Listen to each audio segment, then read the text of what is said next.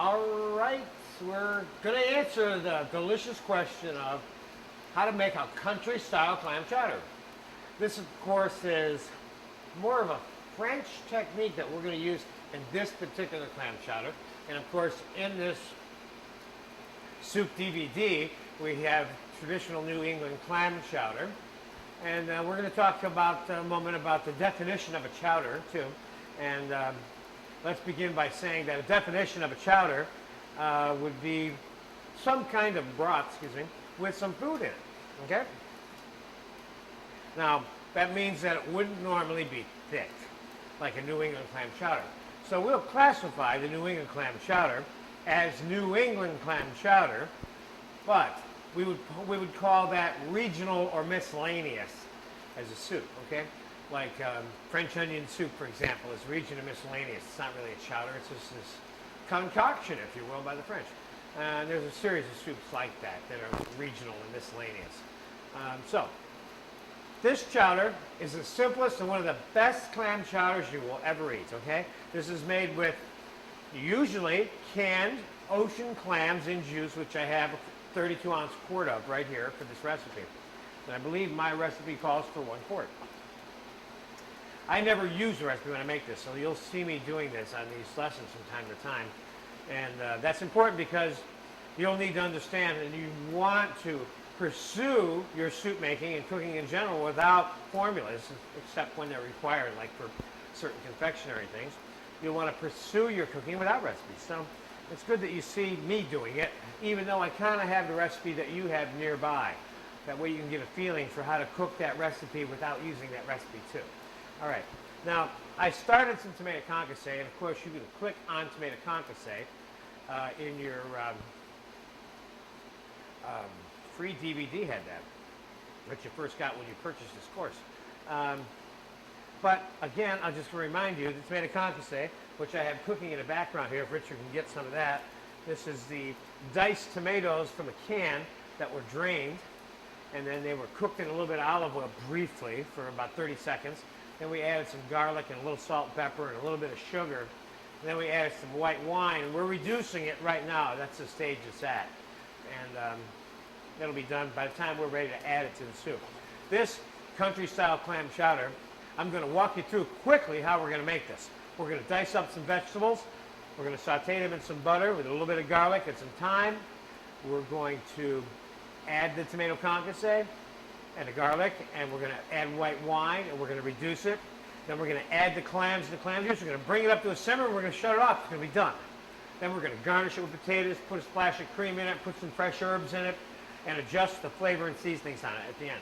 This soup is fast and unbelievably delicious. As a matter of fact, a former student of mine was just telling me, who was in one of my classes, that this was the first item that I made that he ever tasted.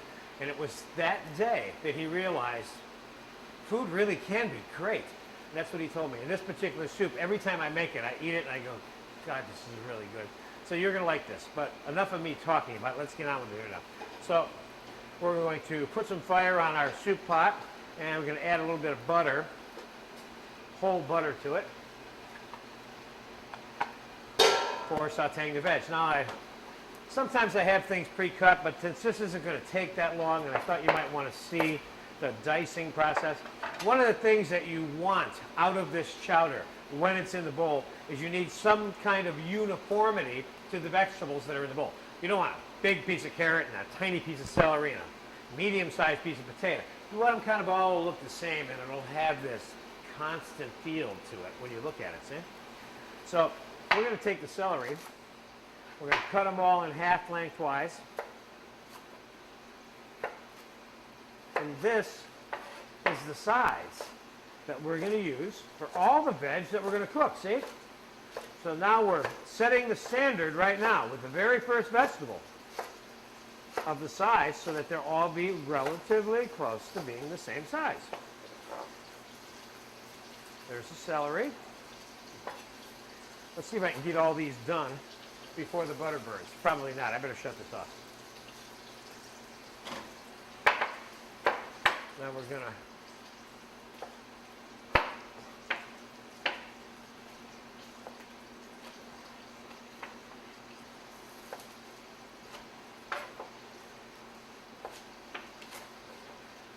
carrot lengthwise, and then in half. We're kind of quartering these carrots so they'll meet the requirements of the celery that's sitting next to them. Maybe a half more carrot here. You got a bigger carrot, sometimes you might need to cut it into sixths to get this size. What you're looking for, I would describe the size as that of regular small playing dice, like the type that come with a Monopoly board, you know, that kind of thing. That's a good average size to try to work towards for a soup like this.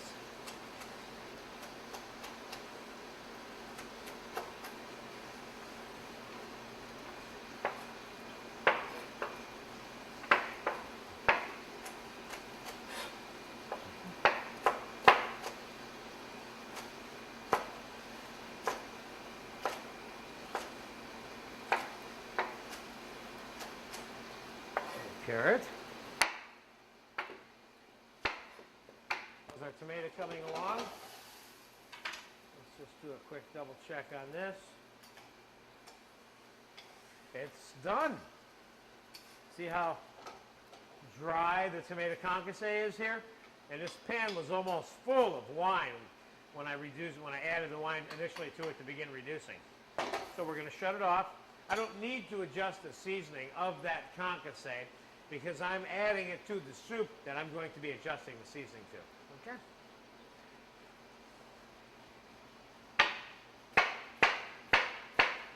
That classic diced onion technique again.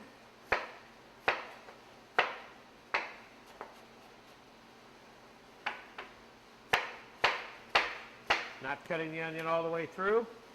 Again, not cutting the onion all the way through. This, of course, is for that medium-sized dice. Okay, there we go. Let's do it like this.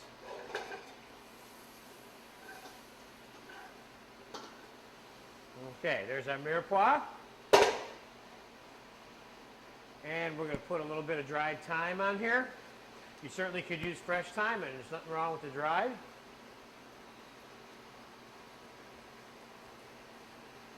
Put too much. It looks like I was putting a lot, but not very much was actually coming out.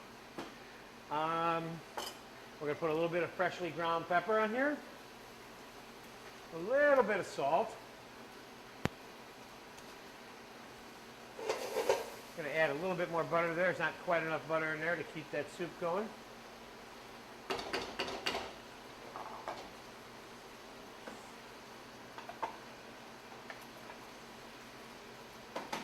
Whole unsalted butter.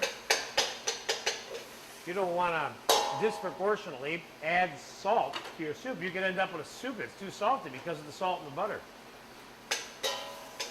The best example of why one would not use the salted butter would certainly always be, for me, just make hollandaise sauce with salted butter one day and you'll find out that you have to throw it out because it's inedible. That's an item that condenses and gets smaller as you add the butter to it. And that salt becomes more concentrated. It gets to the point where you can't even eat the hollandaise sauce. Now, again, I will repeat, as I do many times, the same principles involving food that's browned and food that's not browned for certain foods. Now, just like brown sauce, you brown the foods that go into it. And in white sauce, as an example, you wouldn't brown the foods. In a white soup, if you will, this would be a white soup. Now, French onion soup would be a good example of a brown soup, okay? But because the soup, all the onions are browned and browned and browned, and brown stock is added to it and so on. This is a white soup where the vegetables, if they're brown, they tend not to look good, and they give off the wrong flavor to this kind of dish.